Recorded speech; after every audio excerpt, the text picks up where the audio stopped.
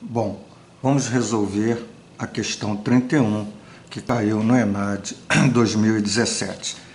A didática escolar cumpre funções de caráter político, educativo e científico a um só tempo. A integralização dessas funções pela didática escolar torna essa disciplina acadêmica algo mais complexo que a simples procura e implementação de procedimentos de ensino. Por meio desse processo, a unidade dialética da teoria e da prática assume características da verdadeira investigação científica da realidade cotidiana e da prática pedagógica. Realidade cotidiana, prática pedagógica, teoria e prática. A partir das informações apresentadas, avalie as afirmações a seguir. A praxis pedagógica envolve a adoção de método dialético, unidade dialética, no processo da elaboração do conhecimento em articulação com a teoria histórico-cultural, realidade cotidiana, história cultural. Ok. Apropriação crítica, história do conhecimento, história da realidade e da prática, história. Aqui ele fala, verdadeira investigação científica da realidade cotidiana da prática pedagógica. Apropriação crítica e história do conhecimento. Então, quando você tem essa crítica e faz uma história desse conhecimento, né, que a história do conhecimento tem a ver com a realidade cotidiana, muitas vezes, é um instrumento de compreensão da realidade social e de atuação crítica para a transformação da sociedade. Essa 2 também é ok. A didática é uma área do conhecimento que utiliza os elementos do cotidiano escolar, novamente, cotidiano escolar, realidade cotidiana, e das questões sociais para atualizar a prática docente. A didática é uma área de conhecimento que utiliza os elementos do cotidiano escolar, isso é verdadeiro, e das questões sociais para atualizar a prática docente. Ok. É correto que se afirma em 1, 2 e 3. Então, letra E é aqui a nossa resposta. Ok? Bom, gente, vamos agora para a questão 32. Tá? Estamos aqui na questão 32. Vamos lá. Caiu no ENAD 2017. Um aluno da rede pública de ensino com 11 anos, isso aqui é a resposta de aluno. Um aluno da rede pública de ensino com 11 anos de idade está matriculado no 5º ano do ensino fundamental e tem surdez profunda bilateral, né, dos dois lados. Ele é bem-humorado, brincalhão e bastante sociável. É fluente na língua brasileira de sinais. Então, ele tem o domínio da língua brasileira de sinais. Mas apresenta dificuldade de leitura e escrita da língua portuguesa. Tem potencial cognitivo elevado, então veja, embora necessite de constante interferência e auxílio da professora para realizar suas atividades. Considerando a situação apresentada e o que estabelece a Política Nacional de Educação Especial, na perspectiva da educação inclusiva, deve-se assegurar a esse aluno escolarização que atenda à proposta educacional bilíngue, né, de 2 línguas, considerando-se a língua de sinais como primeira língua. Bom, vamos fazer aqui, ele tem uma escolarização. Ele tem que ter uma expressão que atenda a proposta educacional bilíngue, considerando-se a língua de sinais como a primeira língua. Tá? Então, vamos aqui botar aqui um ok e fazer a leitura a seguir.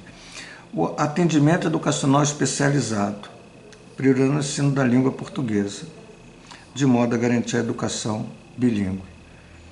Não. Essa relação entre a língua a portuguesa, né, e a Libras, né, ela não tem aqui essa priorização. Então, isso aqui eu vou botar um não. O processo avaliativo, né, que prioriza o uso da língua portuguesa na modalidade escrita, dada a importância da montação do registro da aprendizagem. Não, né, você vai fazer um processo que avalie e prioriza o uso da língua portuguesa na modalidade escrita. Então, não é só a modalidade escrita, né? Não. O ensino da língua brasileira de sinais, Libras, após a aquisição da língua portuguesa. Então, sempre colocando a língua portuguesa em primeiro lugar, na modalidade escrita, análogo da alfabetização do aluno ouvinte. Nada disso. Educação inclusiva, apesar de a surdez não se enquadrar no campo de deficiência física, ou das limitações de mobilidade. Mas ele é uma educação inclusiva, apesar da surdez não se enquadrar no campo da deficiência física ou das limitações. Não é só educação inclusiva, tem muito mais do que educação inclusiva. Então, eu acho que aqui é letra A, realmente, uma escolarização que atenda a proposta educacional bilíngue, considerando-se a língua de sinais como primeira língua. Então, eu aqui fico com a letra A, ok? Vamos para a questão agora 33. Vamos aqui colocar aqui. As escolas brasileiras não têm um único jeito de ensinar sobre gênero e sexualidade.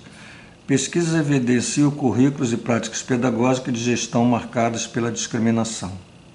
Distinções sexistas nas aulas, na chamada, nas filas de meninos e de meninas, nos uniformes, no tratamento e nas expectativas sobre alunos ou alunas, tolerância da violência verbal e até física entre os meninos, representações de homens e mulheres nos materiais didáticos, abordagem quase exclusivamente biológica da sexualidade num livro didático, estigmatização referente à manifestação da sexualidade das adolescentes, perseguição sofrida por homossexuais, travestis e transexuais, evidenciam o quanto a escola já ensina, em diferentes momentos, espaços sobre a masculinidade, feminilidade, sexo, afeto, conjugalidade e família.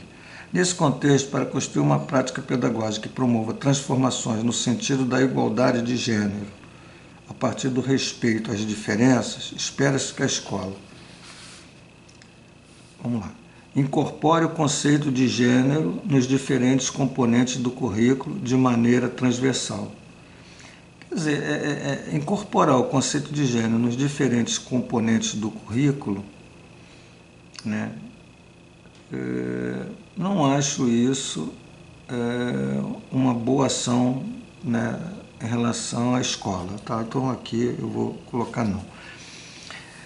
Realiza atividades em seu cotidiano que definam para as crianças o que é masculino e o que é feminino. Nossa, não. Se valha das diferenças sexuais naturais entre meninos e meninas para conduzir a classe e manter a disciplina. Não. Se refira à questão de gênero de forma tangencial, suficiente para promover vivência menos intransigente e mais equânime de igualdade entre homens e mulheres. Tá, vamos pensar nisso aqui. Reforce modelos de comportamento socialmente atribuídos a homens e mulheres que formam um conjunto de representações sobre masculinidade e feminilidade. Reforce os modelos de comportamento social que formam um conjunto de representações sobre... Não. Incorpora o conceito de gênero nos diferentes componentes do currículo de maneira transversal. Quer dizer, aqui, de repente, nos diferentes componentes do currículo, quer dizer, então você teria todos os currículos de maneira transversal. E aqui você tem, na letra D, se refere à questão de gênero de forma tangencial. Espera-se que a escola se refira à questão de gênero de uma forma tangencial, tangencia, suficiente para promover vivência menos intransigente e mais equânime entre homens e mulheres.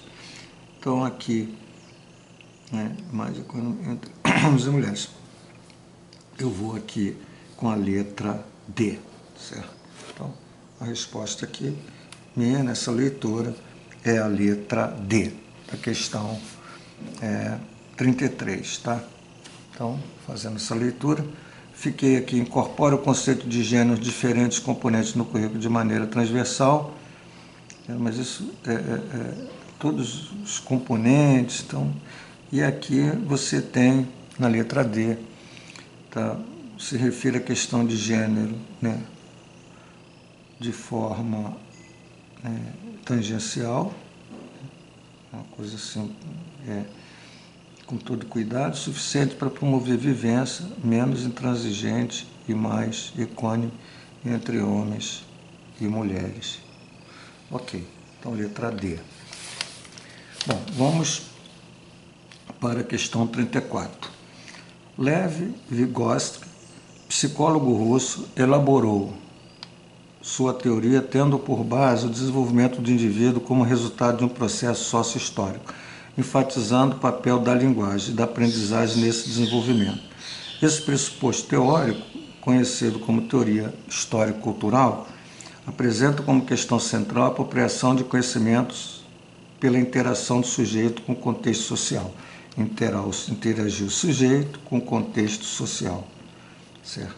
Então, todo o contexto, sujeito interagindo, gerando conhecimento. Considerando os pressupostos da teoria de Vygotsky, avalia as afirmações a seguir. Bom, o desenvolvimento cognitivo é produzido no processo de internalização da interação social com a cultura. Perfeito. Então, interagir socialmente com a cultura, o desenvolvimento cognitivo. Ok. Ao acessar a língua escrita, o indivíduo se apropria das técnicas inerentes a este instrumento cultural, modificando suas funções mentais. Ao acessar a língua escrita, o indivíduo se apropria de técnicas inerentes. Técnicas, língua escrita. Não é. A apropriação da linguagem específica do meio sociocultural transforma o rumo do desenvolvimento. Não. A apropriação de uma linguagem que é específica do meio. Não é através da linguagem, é através do contexto social, né, toda essa relação do sujeito com o contexto social. Não. O desenvolvimento das funções psíquicas superiores decorre de funções existentes no indivíduo. O desenvolvimento das funções psíquicas. Considerei, tá?